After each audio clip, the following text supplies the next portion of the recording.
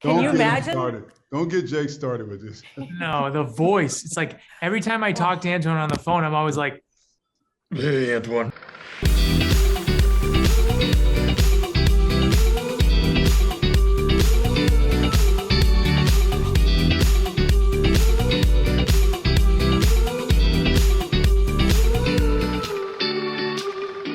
Congratulations on this film. I have to be honest, it was kind of an interesting watch for me. I may or may not have yelled at my husband in the middle of it because I was so tense at parts. And I was wondering, Antoine, what is the secret to building the kind of tension that Jake, your character, must experience throughout this entire, hour and a half?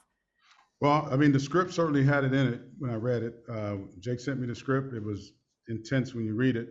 I think a lot of it has to do with his performance. Jake's performance is just, sustained intensity all the way from the beginning to the end. Yep. And that's a hard thing to do, and I think it really is about his performance. Well, Jake, I don't know how, again, I found myself so tense when you're shooting this and you've got cameras right in your face and noises going off and a director who's not even there on set. Where do you go to even calm yourself at times? I feel like it was all a safe space of expression, I felt like I could let out a lot of feelings that we made this movie in the right early stages of, this pandemic. And right. The world is being affected in so many ways and so many people are staying at home, and we risked some certain things to start to try and make this movie. And there was a lot of tension already. So I felt gratitude for being able to get out there and let some of these feelings I was having, when I was sitting at home out in the, get to do my job really. So, and it felt like a very safe space. Antoine creates very safe spaces where the actors really, really respected. And, it's being filmed beautifully, and he's got a handle on so much, but more than that, he's so thoughtful about the kind of wild animal that actors can be, and gives them a space to kind of, roam, sometimes tear down walls, I guess in this case, but right. Yeah. And on top of that, can I just tell you, Morgan Freeman is always my go-to as in terms of a soothing voice of somebody famous. You listen to these 911 operators, and I'm thinking if I ever had to call 911 and Antoine Fuqua was on the other end, it would just calm me down.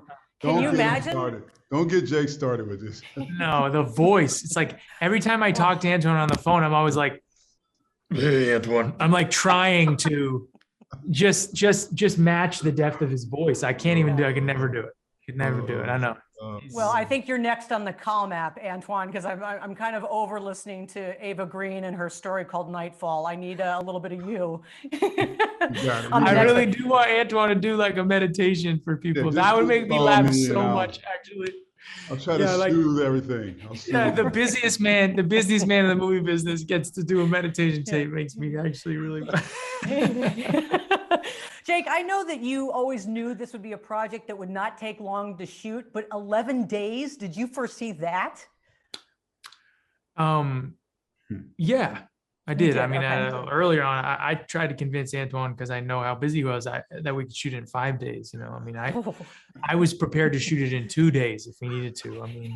In a lot of ways, I feel like the story, it gives itself to that, lends itself to that. In a lot of ways, it is, it's a universal story.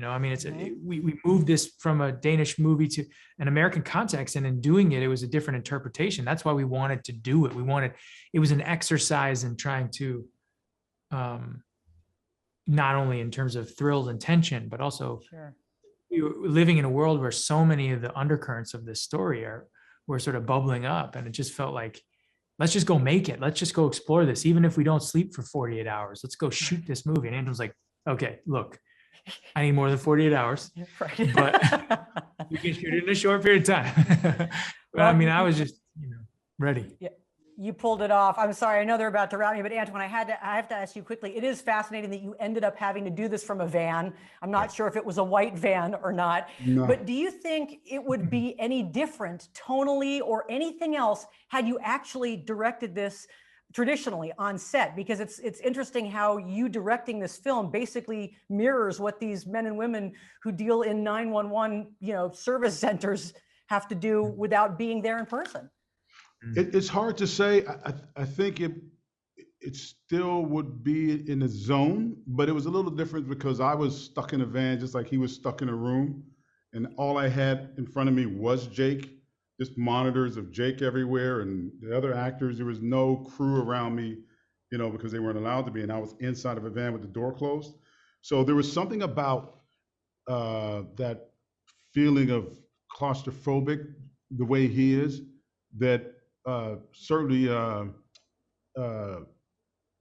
made me make certain choices. Now, I'll tell you though, Antoine gives me strength, and his presence is, his physical presence and just being there, being able to be next to you as an actor means a lot to me, and has gotten me through moments when we made another movie. Sure. I would have loved for him to be in person. I would have loved to be closer to him, though what allowed, we had to make our movie, and the only way to do it was get him in a van and plug it into the set. But I gotta say, I'd be very interested. It's such an interesting question, because I would be very interested to see what movie would have been made if we were close in proximity.